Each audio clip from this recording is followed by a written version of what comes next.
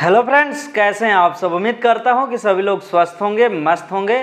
Friends, आज की हमारी ये video transformer and stabilizer course के 27वें दिन की वीडियो है और आज की इस वीडियो में हम सीखने वाले हैं मैनुअल स्टेबलाइजर का कनेक्शन, जिसमें कि ये वाली किट लगी रहती है, ये वाली पीसीबी लगी रहती है। इस पीसीबी में पहले से ही आपका रिले दिया गया होता है। इस पीसीबी के बारे में हमने पहले आप लोगों को एक वीडियो बना करके दिया है, जिसमें आप इसके बारे में बहुत सारी जानकारी ले सकते हैं। वो वीडियो आप देखे होंगे तो यह कनेक्शन बहुत ही आसानी से आपको समझ में आ जाएगा। यदि आपने नहीं देखा है तो उस वीडियो को ज़रूर देखिएगा, क्योंकि इस किट के द्वारा जो हमारा स्टेबलाइजर तैयार होता है वह बहुत ही कम खर्चे में तैयार हो जाता है।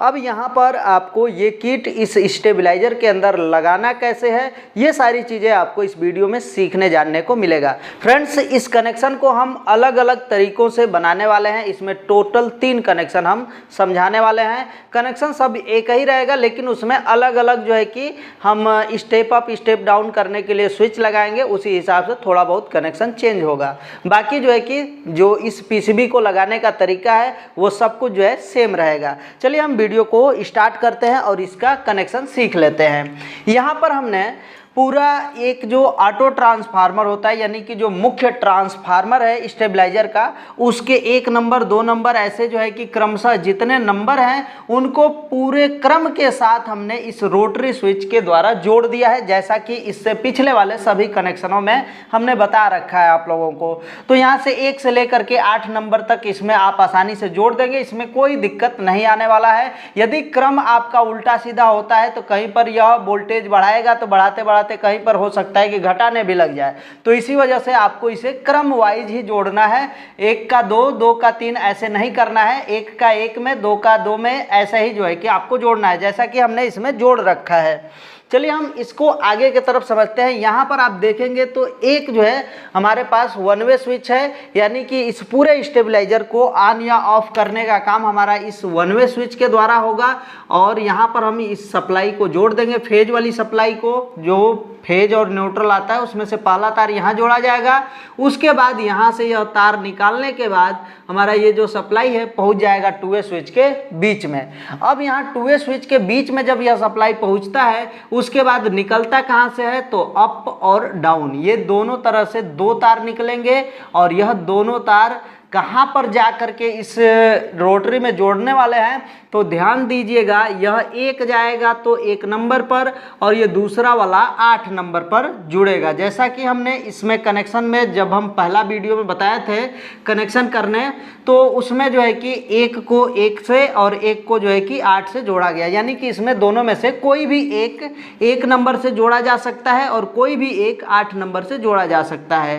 तो हमने 1 और 8 में इन दोनों तारों को जोड़ दिया। अब जो है यहाँ से पोल से एक तार बाहर के तरफ निकलेगा, जो कि यही तार जो है कि मेन तार होता है, यानी हमारा जो स्टेबलाइजर में लगा ट्रांसफार्मर जो भी वोल्टेज घटाएगा या बढ़ाएगा वो सारी जो सप्लाई है आपको इस वाले तार में देखने को मिल जाएगा। अब इस तार में जो घटा बढ़ा हुआ वोल्टेज है ये यहाँ पर आएगा और इसको जो है हम इस पीसीबी के अंदर जोड़ने वाले हैं। इस पीसीबी में टोटल 6 जगह होता है जहाँ पर तारों को जोड़ा जाता है, जिसमें कि हमने यहाँ पर लिख दिया है कॉमन, फिर 12 volt, RP, GL, RL, OS. ये इसी नाम से आपको 6 टर्मिनल दिखेंगे।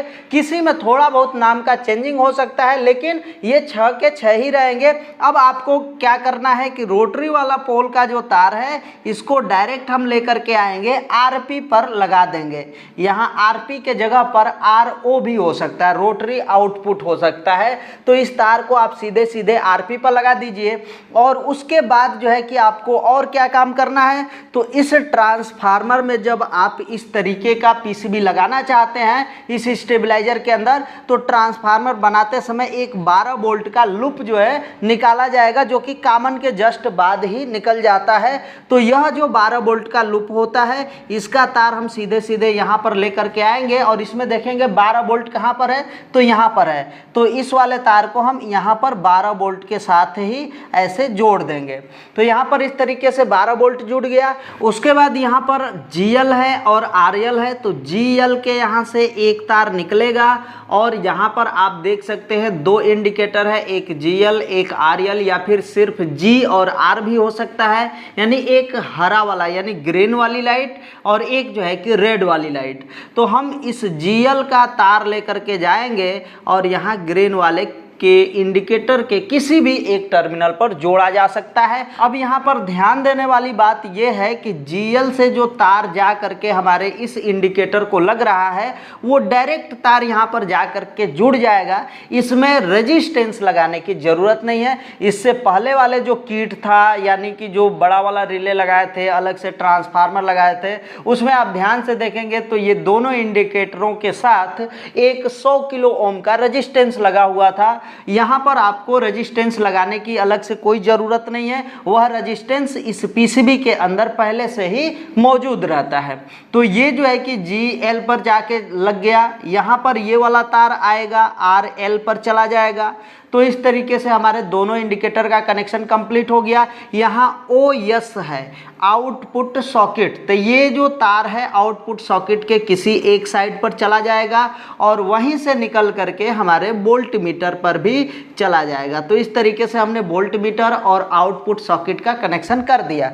यहाँ पर जो है C जहाँ लिखा है यहाँ पर न्यूट्रल सप्लाई आएगा, बाकी यहाँ पर न्यूट्रल आएगा और मेन न्यूट्रल यहाँ से चलेगा। तो चलिए अब हम न्यूट्रल का कनेक्शन कर लेते हैं। तो यहाँ से हम न्यूट्रल का तार लेंगे और लेने के बाद इस न्यूट्रल वाले तार को ये मेन वाले ट्रांसफार्मर में जोड़ देंगे और यहीं से यह निकलेगा, आगे बढ़ेगा। और ये जो पीसीबी है इसमें जो C लिखा है यानी कॉमन लिखा है, वहाँ पर आप न्यूट्रल सप्लाई लगाएंगे और उसके बाद यहीं से यह न्यूट्रल आगे बढ़ेगा, यहाँ वोल्ट मीटर के एक टर्मिनल पर चला जाएगा और वोल्ट मीटर के यहाँ से निकलेगा हमारे इस सॉकेट में चला जाएगा और सॉकेट से निकलेगा तो ये जो दोनों इंडिकेटर है, दोनों इंडिकेटर को ये न्यूट्रल चला जाएगा। तो इस तरीके से इस पूरे स्टेबलाइजर का कनेक्शन कंप्लीट होता है। यहाँ पर अभी हमने स्टेप अप और स्टेप डाउन कार्य के लिए ये 2 स्विच लगाया है और ये कनेक्शन आपका पहला वाला कंप्लीट हो गया, यानी कि इस किट में हम 3 कनेक्शन बताने वाले हैं। पहला कनेक्शन कंप्लीट हो गया, आप इसका स्क्रीनशॉट ले लीजिए और इसको जो है अपने कॉपी पर अवश्य बनाइएगा। हम शुरू से ही आप लोगों को कह रहे हैं कि पूरा कनेक्शन जो है आपको कॉपी पर ज़रूर बनाना है। यहाँ पर जो है कि अब हम आगे बढ़ेंगे और यहाँ 2 स्विच के जगह पर हम 6 पिन DP/DT स्विच लगाएंगे। यहाँ 6 पिन हो जाएगा और ये DP/DT स्विच लिखा जाएगा, DP/DT। तो इस तरीके से 6 पिन वाला DP/DT स्विच लगाना है। तो अब हमें क्या कनेक्शन के अंदर बदलाव करना है उस चीज़ को ध्यान से सीखना और समझना है। चलिए इस 2 स्विच को यहाँ से हटाते हैं और यहाँ पर हम लगाएंगे DP/DT स्विच जो कि 6 पिन वाला होता है। 6 पिन वाले DP/DT स्विच में 2 टर्मिनल ऊपर, 2 बिल्कुल ही नीचे और 2 जो है कि मध्य में बने होते हैं और इनको जो है यूज में लेने के लिए हमें ऊपर वाले के दोनों टर्मिनलों को नीचे वाले के दोनों टर्मिनलों से क्रॉस में जोड़ना पड़ता है। अब यहाँ पर जो है ये जो इनपुट वाला सप्लाई है, ये इनपुट वाली सप्लाई जा करके इसमें बीच में लगेगा और उसके बाद यहाँ से 2 तार निकलेगा और ये दोनों तारों में से कोई एक तार इसके 1 नंबर पर और कोई भी एक तार जो है कि हमारे यहाँ पोल पर चला जाएगा। अब यहाँ से थोड़ा सा इस पोल वाले को मिटाते हैं, इस तरीके से हटाएंगे। ध्यान से समझिएगा, इसमें जो है कि आपको दिक्कत नहीं आना चाहिए। एक तार हमने यहाँ पर और एक तार यहाँ पर जोड़ दिया, लेकिन यह ध्यान रखना है कि ये जो दोनों तार जा रहा है वह दोनों तार में से कोई भी एक तार 1 नंबर पर जाके जुड़ेगा, इस तरीके से 1 नंबर पर, और एक तार जो है कि हमारे इस पोल पर जा करके जुड़ जाएगा। तो ये कनेक्शन यहाँ तक तो पूरा कंप्लीट हो चुका है। अब यहाँ से हमारे इस DP/DT स्विच के इस वाले साइड से आउटपुट निकलेगा और यही आउटपुट जो तार है वह सीधा सीधा चला जाएगा हमारे RP पर, यानी कि मेन जब आउटपुट हो रहा है वो अब यहाँ DP/DT स्विच के एक पॉइंट से हो रहा है, उसी मेन आउटपुट को हम RP वाले पर जोड़ देंगे। बाकी सारा कनेक्शन जैसे का तैसा रहेगा, इसमें कोई भी बदलाव नहीं किया जाएगा। तो इस तरीके से ये दूसरा कनेक्शन भी कंप्लीट होता है। आप इसका भी स्क्रीनशॉट ले सकते हैं। अब जो है हम इसका तीसरा वाला कनेक्शन करेंगे। तीसरे वाले कनेक्शन के लिए हम 6 पिन के स्थान पर 8 पिन वाले DP/DT स्विच का इस्तेमाल करेंगे। अब यहाँ पर ये जो 6 पिन लगा हुआ है, हम यहाँ पर 8 पिन वाला DP/DT स्विच लगा देंगे। अब वो कैसे होगा, तो पहले हम यहाँ पर 8 पिन वाला DP/DT स्विच बनाते हैं। और 8 पिन वाला DP/DT स्विच आपको पता है 4 टर्मिनल ऊपर होता है और 4 जो है कि नीचे के तरफ बना होता है। तो इस तरीके से हमने 4 ऊपर और 4 नीचे बना दिया। अब जो है ऊपर के जो 2 मध्य में है और नीचे भी 2 मध्य में है, दोनों ऊपर वाले को नीचे दोनों वाले से क्रॉस में ऐसे जोड़ दिया जाएगा। और उसके बाद जो साइड साइड में है उनको भी हम सीधा सीधा ऐसे तार के द्वारा जोड़ देंगे। अब यह जो 8 पिन वाला DP/DT स्विच है, अब इसमें कनेक्शन करने के लिए तैयार है। अब इसका कनेक्शन आप कैसे करेंगे, तो ध्यान दीजिएगा। इसका जो यह तार निकल रहा है किसी एक साइड, बाहर वाले साइड पर हमने जोड़ दिया। आउटपुट वाला भी हम इधर के बाहर वाले से जोड़ देंगे, ये आउटपुट पर चला गया RP पर। और उसके बाद ये जो दोनों तार है वह दोनों तार आपके ये अंदर वाले साइड पर जा कर के जुड़ जाएंगे। तो यह जो है कि तीसरा वाला कनेक्शन भी हमने इसमें कंप्लीट कर लिया। बाकी सारा कनेक्शन सेम जैसा का तैसा ही रहेगा।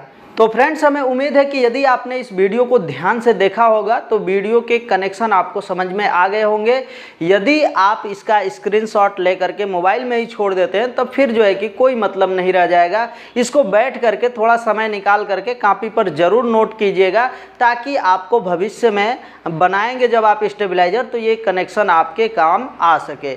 फ्रेंड्स, हमें उम्मीद है कि आपने ये पूरा वीडियो देखा, सब कुछ समझ में आ गया। लेकिन फिर भी यदि आपको कोई समस्या है, कोई आपका सवाल है, तो वीडियो के नीचे कमेंट बॉक्स में अपना सवाल लिखिएगा। चलिए फ्रेंड्स, आज के लिए बस इतना ही। मिलते हैं नेक्स्ट वीडियो में नेक्स्ट टॉपिक के साथ। तब तक के लिए जय हिंद, वंदे मातरम।